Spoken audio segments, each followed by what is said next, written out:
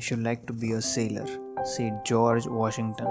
Then I could go to many strange lands and see many wonderful things. And by, I might become the captain of a ship. He was only 14 years old. His older brothers were quite willing that he should go to sea.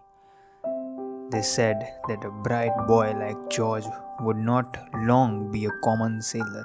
He would soon become a captain and then perhaps a great admiral.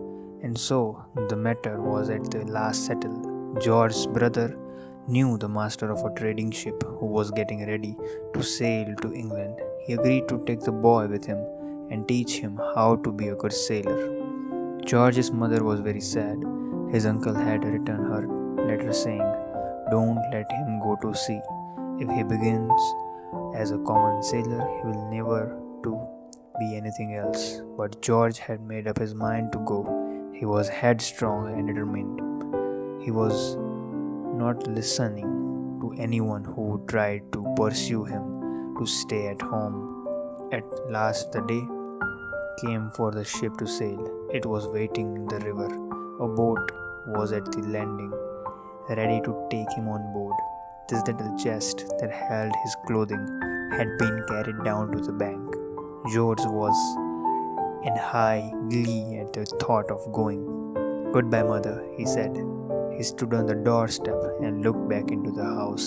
He saw the kind faces of those whom he loved. He began to feel very sad. "Goodbye, my dear boy." George saw the tears in his mother's eye. He saw them rolling down her cheeks. He knew that she did not wish him to go. He could not bear to see her grief.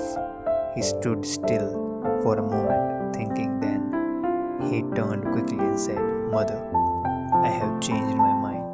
I will stay at home and do as you wish." Then he called to the young boy who was waiting at the door and said, "Tom, run down to the shore and tell them not to put the chest in the boat. Send word to the captain not to wait for me, for I have changed my mind. I am not going to sea." Who has not heard of George Washington? It has been said of him that he was the first in war, the first in peace, and the first in the hearts of his countrymen. He was our most famous president. He has been called the father of his country. It's a truly inspirational tale and a great example of excellent moral values. Despite being written over 100 years ago, the story is still relevant today. If you're looking for some inspirational stories, consider subscribing. Thank you.